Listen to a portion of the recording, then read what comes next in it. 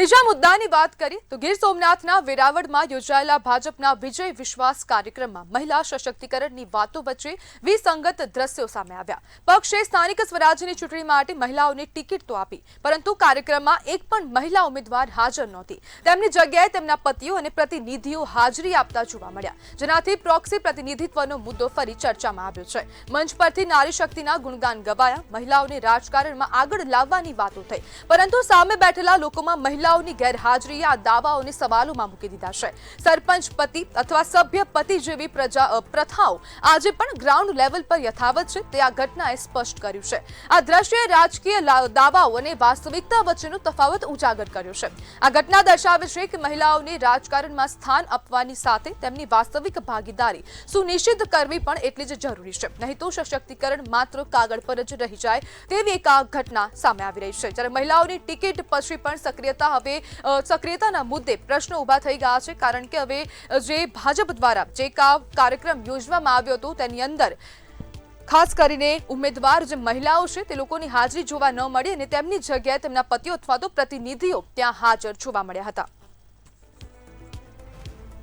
જ્યારે વેરાવળનો આ કિસ્સો રાજકીય વિશ્લેષકો માટે અભ્યાસનો વિષય પણ બની ગયો છે, કારણ કે હવે જો પક્ષ દ્વારા મહિલાઓને ટિકિટ આપવામાં આવી છે પરંતુ કાર્યક્રમમાં તેમની હાજરી ન જોવા મળે તે અનેક પ્રશ્નો ઉભા કરી રહ્યા છે. જ્યારે હવે પક્ષ દ્વારા, ખાસ કરીને સત્તા પક્ષ દ્વારા હવે મુદ્દો ઉઠાવવામાં આવી રહ્યો છે અને કહેવામાં આવી રહ્યું છે કે મહિલા સશક્તિકરણના દાવા જે છે તે પક્ષ દ્વારા કરવામાં આવે છે, પરંતુ ક્યાંક ને ક્યાંક હવે તેમના જ કાર્યક્રમમાં મહિલા સશક્તિકરણની પોલ છતી થઈ છે.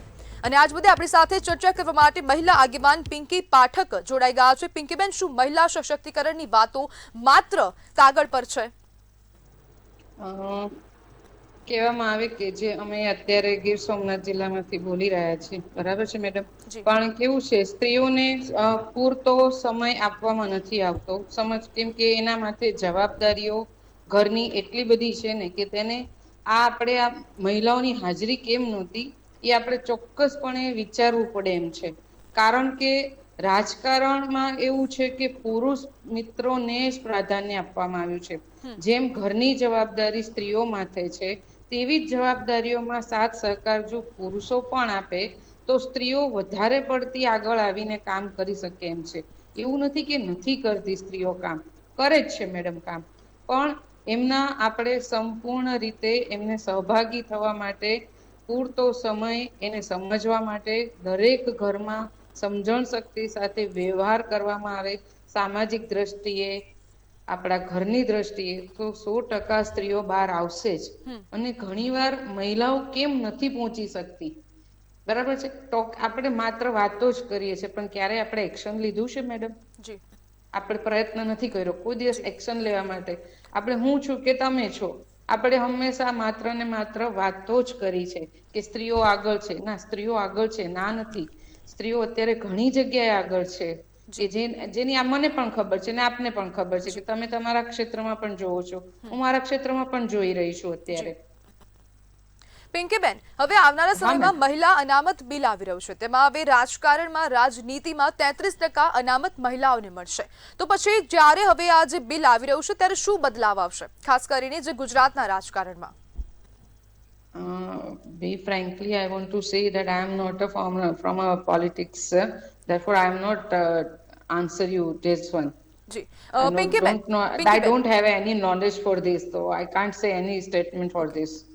તો પિંકીબેન, હવે જે પ્રમાણેની સ્થિતિ આપ જોઈ રહ્યા છો, આપ એક મહિલા આગેવાન છો, સામાજિક કાર્યકર્તા છો, તો પછી જે પ્રમાણે મહિલાઓને જે ક્ષેત્રમાં, અનેક ક્ષેત્રોમાં લોકો આગળ વધારવા માટે પ્રોત્સાહન આપી રહ્યા છે, પરંતુ ક્યાંક ને ક્યાંક હવે ઘરમાંથી પણ પ્રોબ્લેમ જોવા મળતી હોય છે, તો તેને લઈને શું કહેશો?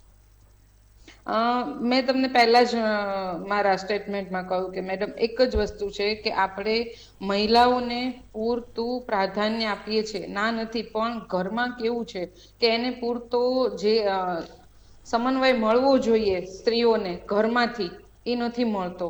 જાહેરાત કરવામાં આવે છે કે તું આગળ છે, તું વધ આગળ, પણ એ જ વ્યક્તિને ઘરે આવે છે ત્યારે ચલો રસોડામાં જાઓ, તમે ચા બનાવો, એ બધું અમે જોઈ લઈશું.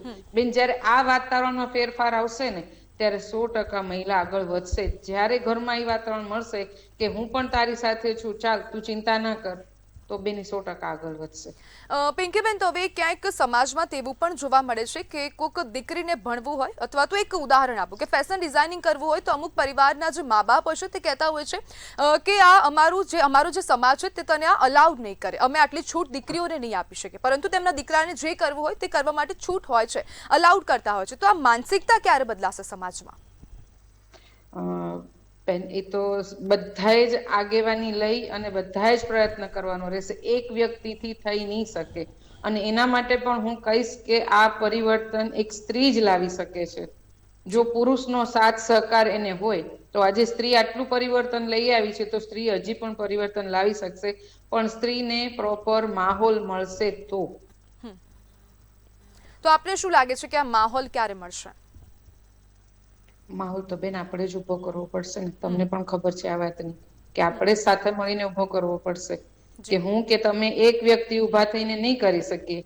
આજે આપણે સૌ પ્રયત્નશીલ છીએ કે દરેક દીકરીને એનું મનગમતું, તમે જેમ કીધું કે એને ફેશન ડિઝાઇનિંગ કરવું છે પણ એને નથી, એના સમાજમાંથી, તો એ સમાજમાં પરિવર્તન લાવવા માટે એક સ્ત્રી જ્યારે અવાજ ઉપાડે છે તો એ સમાજે પણ એને સાથ આપવો પડશે ને.